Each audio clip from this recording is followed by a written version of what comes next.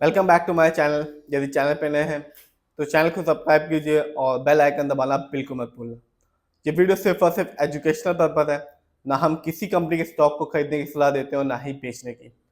आज हम बात करने वाले हैं एक ऐसे कंपनी के बारे में जिसका शेयर प्राइस 40 रुपये से भी कम है और ये कंपनी अपने शेयर होल्डर्स को ना केवल लॉन्ग टर्म में रिटर्न निकाल के दे रही है, शॉर्ट टर्म में भी रिटर्न निकाल के दे रही है और पिछले साल तो इस कंपनी ने अपने शेयर होल्डर्स को डिविडेंड भी दिया।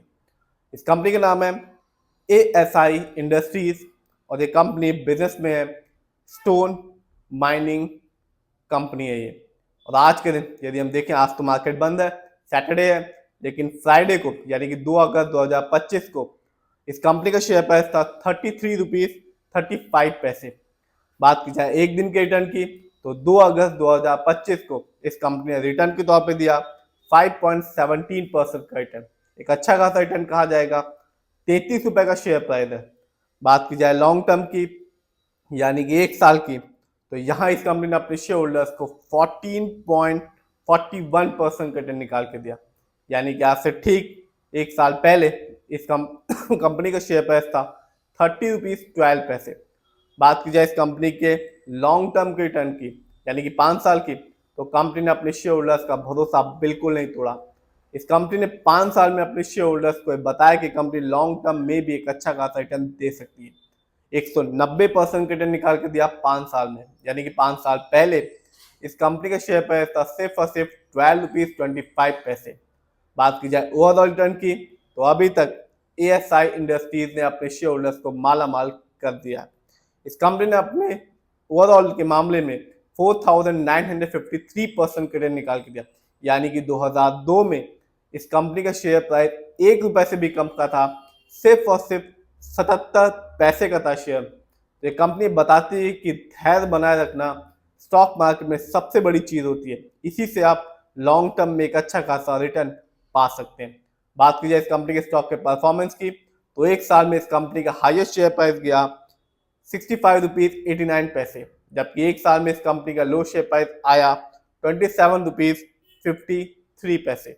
बात की जाए इस कंपनी कुछ इवेंट्स की तो पिछले साल इस कंपनी ने अपने शेयर होल्डर्स को डिविडेंड दिया, हर एक शेयर के बदले में 35 पैसे का। एक पेनी स्टॉक है, ये कंपनी रिटर्न भी दे रही है और एक मामूली सा ही, लेकिन इस कंपनी ने डिविडेंड तो दिया पिछले साल अपने शेयर होल्डर्स को। बात की जाए इस कंपनी के फंडामेंटल्स की तो मार्केट कैप है 300 करोड़।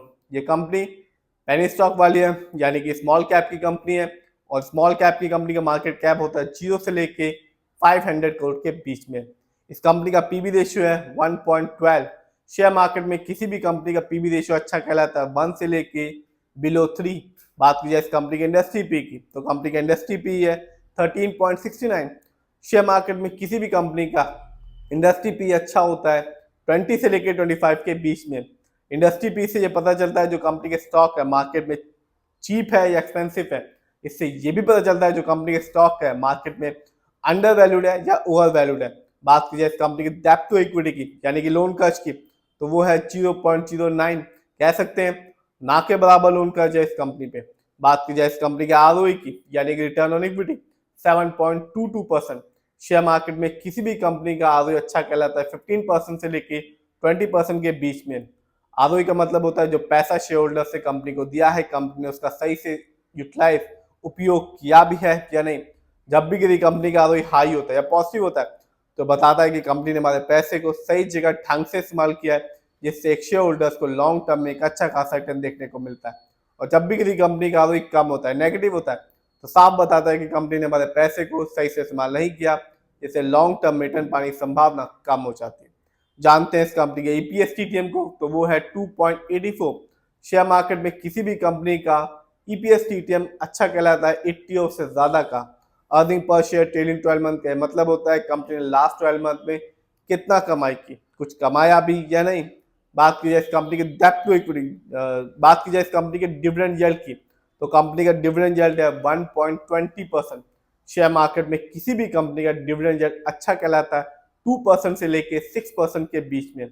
हाई डिविडेंड यील्ड अच्छा होता है जो इंडिकेट करता है एक शेयर होल्डर्स को कि इस कंपनी का स्टॉक अपने पोर्टफोलियो में ऐड करना चाहिए। बात की जाए इस कंपनी के फाइनेंशियल कंडीशन की तो हम सबसे पहले देखें रेवेन्यू को तो जून क्वार्टर में इस कंपनी का रेवेन्यू था 34.20 करोड़, जबकि ईयरली देखें तो 2024 में इस कंपनी ने रेवेन्यू के मामले में अर्न किया 167 करोड़। बात की जाए इस कंपनी के प्रॉफिट की, तो जून क्वार्टर में इस कंपनी का प्रॉफिट रहा 4.04 करोड़, जबकि 2024 में इस कंपनी ने प्रॉफिट के मामले में अर्न किया 25.11 करोड़।